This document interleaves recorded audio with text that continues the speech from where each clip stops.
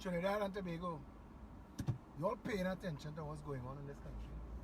This morning, all of us woke up to the announcement that the cabinet, the Joker, I named this video calling Batman because the Joker has shuffled his deck of cards again. And I'm laughing because if I were a professional comedian, I couldn't write this shit. I couldn't put Stuart Young, the man who lied about Camp Kumuto and Faris Al-Rawi and his children, I couldn't put him as Minister of National Security. I wouldn't have thought it. I wouldn't have thought Stuart Young, because Stuart has been made Minister of just about everything. All that's left now, I guess, is Minister of Silly Walks. He's been Minister of everything, and it shows that on the heels of what people are calling a masterstroke, the appointment of Gary Griffith as Commissioner of Police, the PNM shows they really don't give a shit about national security and crime. Because you don't give a junior minister national security, and you don't give a junior minister whose hands are full with so many other ministries and responsibilities, PRO for the party, Village Ram, you don't give him Ministry of National Security. But Keith Rowley wanted to show the gangster fringe, because the gangster fringe also got acknowledged when at the end of the 4 announcements this morning, they made sure to remind Trinidad and Tobago that Marlene McDonald still have her job. And Marlene McDonald still has her job because Marlene McDonald was fired 3 times for corruption, alleged corruption, and association with criminal elements, or alleged, assumed, believed criminal elements. Rowley never explained. He just fired her when Berkey Burke had showed up in the president's house. But the gangster fringe finance funds and holds up the PNM. So Stuart Young is made Minister of National Security, and I believe Stuart Young's job is to restrain Gary, not to help him. If you were serious about crime and managing crime in this country, you think you were putting Stuart Young as Minister of National Security, who is a junior minister who has no training whatsoever in national security, crime management, anything like that. He's a lawyer, but he's not a criminal lawyer.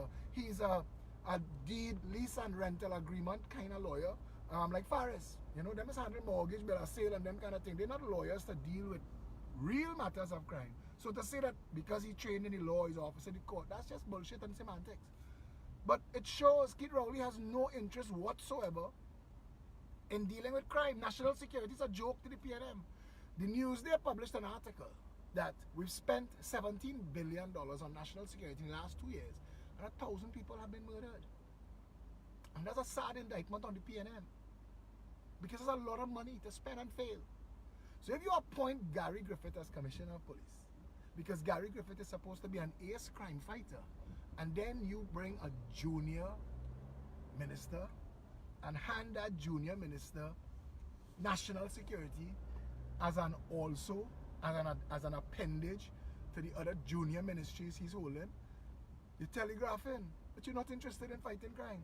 And the only people who will be happy about that is the gangster fringe. So Marlene, you win again. I don't know which is the biggest joke, that Maxi Coffee, who has admitted he cannot work. Maxi Coffee, and I want you to hear this, in the only interview Maxi Coffee has done with the media, when asked if he is capable of returning to work, Maxi said he is not interested in talking about work right now. He is taking it one day at a time. So that means that Maxi is aware that he cannot work. He cannot get a fit for work certificate from any reputable medical organization. And a member of parliament or a minister are very, they onerous responsibilities. And if Maxi Coffee step back out of work, he ain't gonna last a week. Maxi he was brain dead. He barely hanging on. How could the Prime Minister, in all good conscience, answer this question? Maybe it's a joke. Maybe he's trying to make a joke and we just not getting it. Maybe Keith Rowley just have a funny sense of humor. How could you take a man that acknowledged that he cannot work, and instead of relieving him of responsibilities, reshuffled him to another responsibility? Keith Rowley, in one appointment, just insulted every parliamentary secretary in this country's history, especially those who they now, fellas like Avinash Singh, the Minister of Sweet Potato.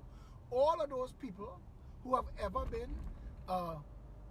parliamentary secretary, has just been insulted by the Prime Minister, who has chosen to appoint as a parliamentary secretary a man who cannot work, who admitted that he cannot work, who said that he's going to take it one day at a time. But the biggest joke of all for this cabinet reshuffle today, I tell you, I call this video Calling Batman, because Keith Rowley is a master joker. You take the one man who successfully stole a house and made him Minister of Housing. That's the only thing Edmund Dillon brings to the conversation. That could have, what did you read on his resume that made you say Edmund is the guy for this? Stole a house. Housing. That rhymes. That lines up. Let's use Edmund. I don't know. Passing the Prime Minister's office right now. Nobody's ever there. Nobody's there to work. Keith Rowley's not a real Prime Minister, but Kamala wasn't a real Prime Minister. I was talking about Gary Griffith just now, and Kamala and them, the UNC, making noise. Oh, they had Gary Griffith first. The PNM taking Gary Griffith is an acknowledgement that the UNC knew what they were doing. But Kamala, you fired Gary. But forget that. If you're claiming people that you had first, that the PNM take, how come you're claiming Calco? Camo. Cam's baby. You and Rudy and crew. How come you're not claiming Calco too? Because they leave you and go on with PNM too. Trinidad, there is nothing in our parliament to give the people of Trinidad and Tobago any hope this morning that anything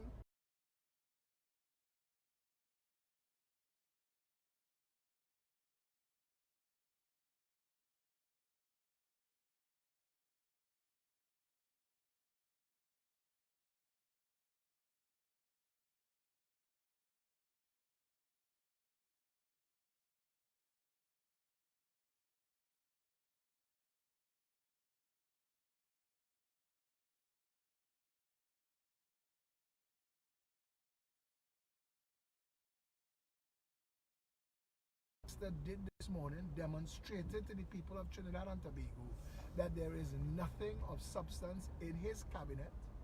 Looking at the debate over the Commissioner of Police and sitting in that parliament, I was saddened, because I am a student of politics.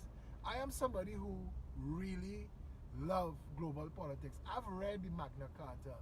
I've read the new South African Constitution. I've read the previous South African Constitution.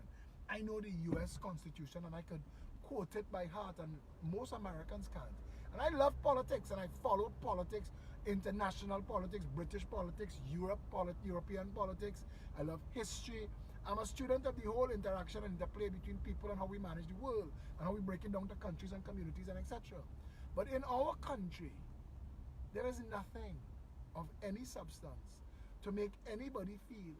And while that is sad in and of itself, what is even sadder, sad, is that we, the people of Trinidad and Tobago, we don't care. We don't care. We don't care that this morning the Prime Minister, who is non-functional, dysfunctional, incompetent, incapable, and probably very corrupt, sent a report to a president who, the first thing she did when being appointed president is take vacation. She showed the nation that she understands that the office of presidency is a nice plum that if you're lucky, you could win. It's like the golden ring when you're using the arcade. Or, you know, you could get a bonus. That's what the presidency office is, because the office of president in Trinidad and Tobago is of no value to nobody. So when the Prime Minister wrote the president, so an irrelevant Prime Minister wrote an unnecessary president to reshuffle. When an irrelevant president writes an, I have to say that again, because people call him a fool. When an irrelevant Prime Minister writes an unnecessary president to shuffle a pack of jokers, you know, we are the deep end of the ocean, dark and murky waters. Trinidad and Tobago, I'll bring this to a close. I don't want to ramble on. But today, I think they admitted that everything that I have been saying is fact. That government in Trinidad and Tobago is nothing but a big joke, and the people of Trinidad and Tobago, we are the punchline. Stay safe, peeps.